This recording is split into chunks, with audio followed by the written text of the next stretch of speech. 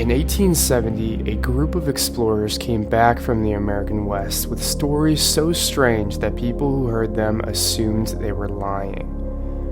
Boiling rivers, water erupting from the ground, pools of bubbling mud, a landscape that hissed and steamed and smelled of sulfur. The explorers were not lying. What they found was a place unlike anything else here on Earth. A 600 square mile window into the interior of our planet, where the forces that built this world are still visible, still active, still close enough to touch, close enough in some places to kill you. This is Yellowstone National Park. Yellowstone sits on top of a volcano. Not a dead one, not a dormant one. An active volcanic system, one of the largest on the planet, with a reservoir of superheated rock rising from deep within the Earth's mantle. Everything about this place, the boiling water, the colored rock, the steam that drifts across the valleys, traces back to that single fact. The ground here is alive, and it has been for a very long time. For over 11,000 years, indigenous peoples lived across this landscape. The Crow, Blackfeet, Shoshone, and Bannock. The legend of Yellowstone was not proven to be true until the Washburn-Langford-Doane expedition of 1870, and the paintings and photographs that followed.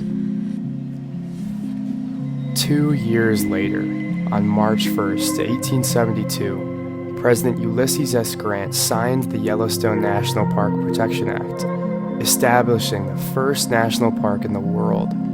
The idea behind it was so simple and at the time unprecedented, that a wild place could be set aside not for industry or settlement, but to remain exactly as it was.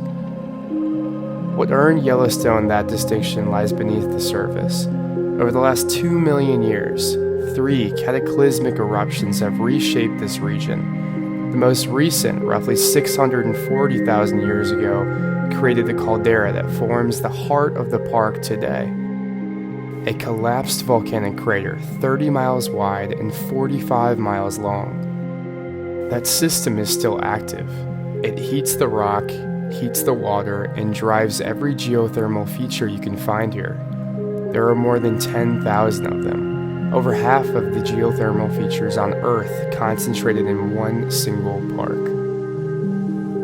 Where groundwater seeps into the earth and meets the heat, it rises back to the surface through wide open channels, circulating freely, never building pressure. These are hot springs, the most common feature in the park, and in many ways the most deceptively calm. These are fumaroles. What little moisture exists flashes to steam before it reaches the surface. This is a vent that hisses with superheated gas at temperatures that can exceed 200 degrees Fahrenheit.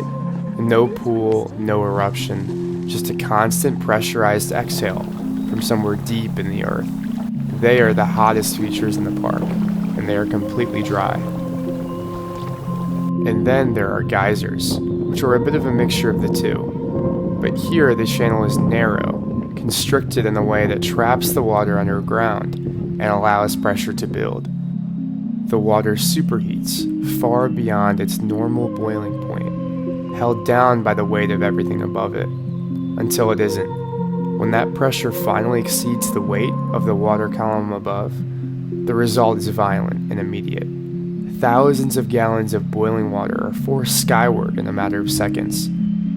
This is Old Faithful, not named for its size or power, but for its consistency.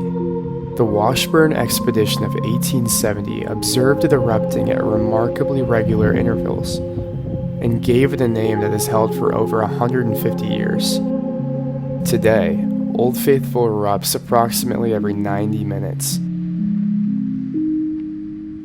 In a landscape defined by volatility, Old Faithful is a rare feature that keeps the schedule. Mud pots are something else entirely. In In certain areas, microorganisms, living bacteria, break down the surrounding rock into fine clay. Mixed with limited water and rising steam, the result is a thick, bubbling pool of hot mud that pops and churns continuously. If you have ever been to Yellowstone, you might remember the sharp smell that hangs over these areas. That is hydrogen sulfide, the same compound responsible for the odor in sulfur and rotten eggs. Each of these features is a reminder of what lies beneath the surface. The Park Service maintains boardwalks and barriers for good reason. In many thermal areas, the ground is a thin crust over boiling, highly acidic water. Many people have been badly burned or even died here by stepping off established paths. The beauty of Yellowstone is also inseparable from its danger. That danger also produces extraordinary colors. The deep blue at the center of the hottest springs is the color of pure, superheated water, too hot to support life. As water flows outward, it cools. Thermophilic bacteria, heat-loving microorganisms, take hold.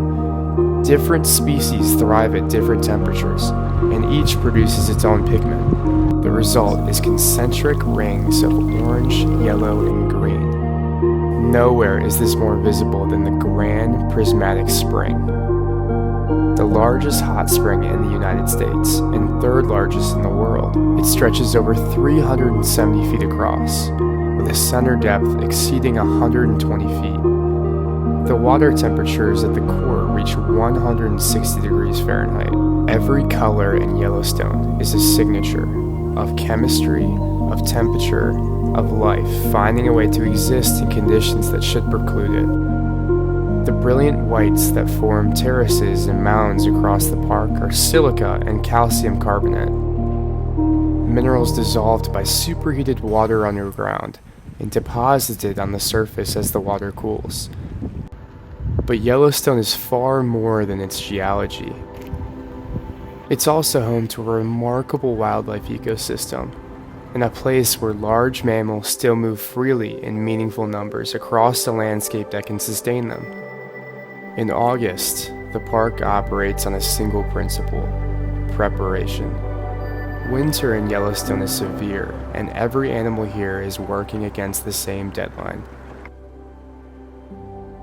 The elk are grazing through valleys in the long evening light. The bulls carry antlers that are nearly full-grown, but still sheathed in velvet. Soft, blood-rich tissue that nourishes the bone beneath. Within weeks, the velvet will shed. The antlers will harden, and the autumn rut will begin. For now, though, the herds are quiet.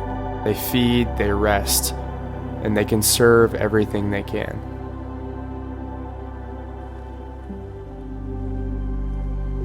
In the open sagebrush, pronghorns stand alert.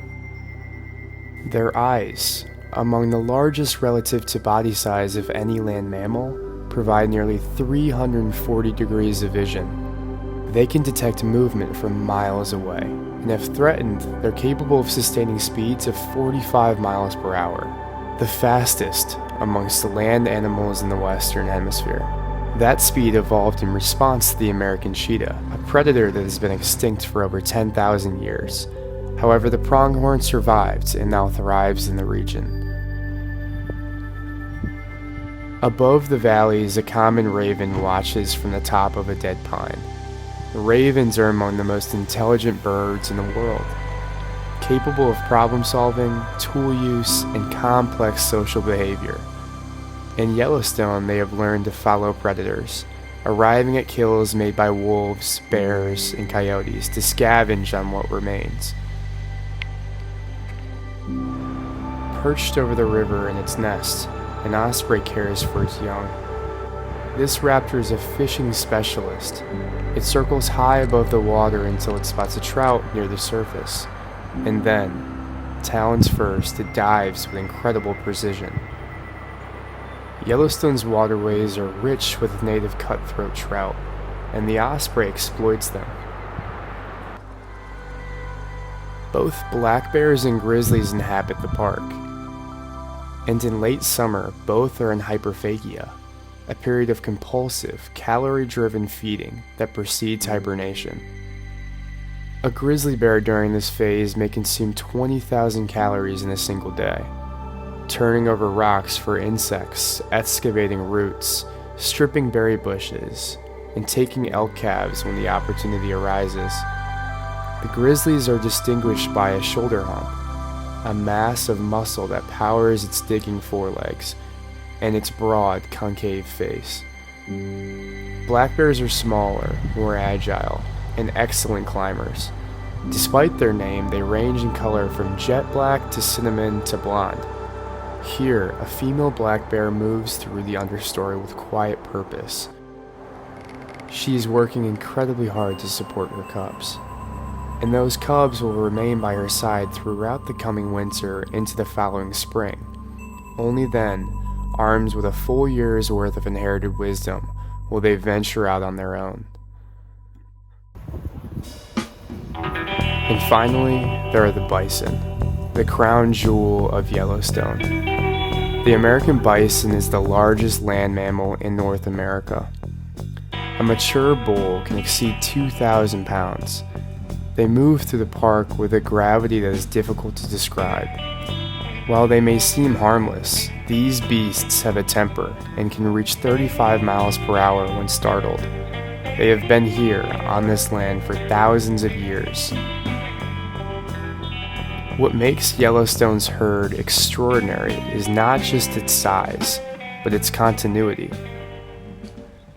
In the early 1800s, an estimated 30 to 60 million bison ranged across North America, but by 1902, fewer than 24 remained in Yellowstone.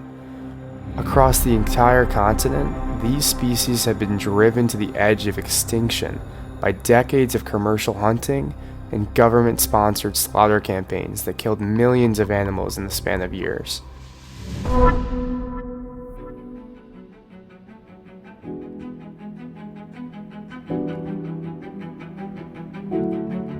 Thankfully, the herds recovered. Conservationists, U.S. Army personnel stationed in the park, and early wildlife advocates fought to protect the last wild survivors.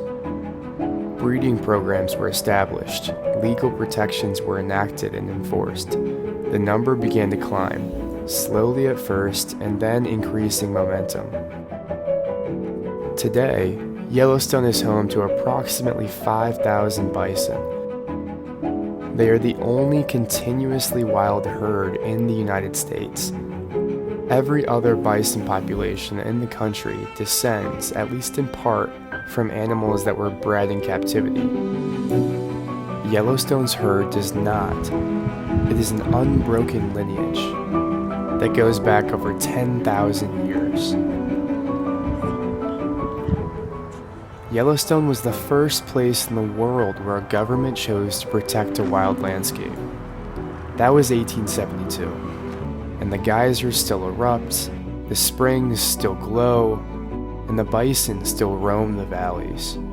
Over 150 years later, that decision still holds.